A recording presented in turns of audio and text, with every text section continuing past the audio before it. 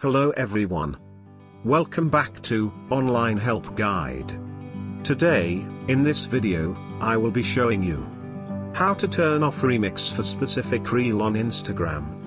First, open the Instagram app on your phone. Tap on your profile from the bottom right corner. Choose the reel you want to turn off remix. Now tap on the screen of your reel and open it on Reels. Tap on the three-dot icon from the right side of your screen. From the menu, tap on Remixing. Tap on Turn Off Remixing. Then a screen will pop up, and from there, tap on Turn Off. And you will turn off the remix on that reel. Thank you for watching Online Help Guide.